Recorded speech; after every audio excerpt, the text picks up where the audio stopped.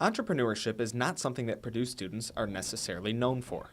Even so, in 2011, a group of students dropped out of school to create their startup company, helping start a trend toward a changing entrepreneurial culture. Essentially what we were doing is we were switching people off of Post-it notes and Excel spreadsheets over to a web interface where they could track their drivers and manage their whole operations. Bright decided to re-enroll at Purdue to finish his degree in computer engineering after the company was ultimately sold to Angie's List in 2012.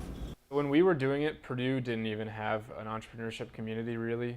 We were starting to help build it. The Anvil is huge here now. I really like what they're doing. The Anvil is one of the other groups of students that is shaping the landscape of Purdue student entrepreneurship. What we do is we try to help students, specifically undergrads and graduate students, build startups, and mostly like software-based technology startups. So the Anvil was founded actually just a year ago. This is our second year. We had a huge amount of success. Last year we had about 7 student startups working out of the space, along with a seed accelerator program we actually ran. The Anvil is currently west of campus at 1601 West State Street, just past the Purdue Horticultural Park. With a location more than a 20-minute walk from the heart of campus, it was not easy for students to get there.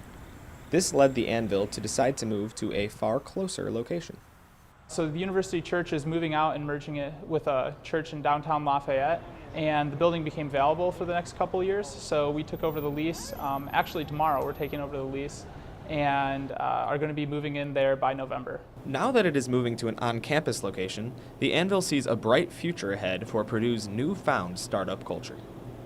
Bringing that startup culture to Purdue has changed a lot of lives so far, and I think it's only just going to get bigger from here. Zach Bright has some advice to anyone who might be thinking about creating a potential startup of their own. Just do it.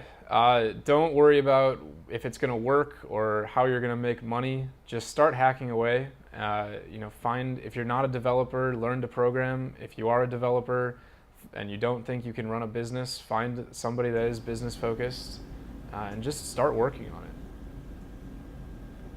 Reporting for Fast Track, I'm Ethan Carlson.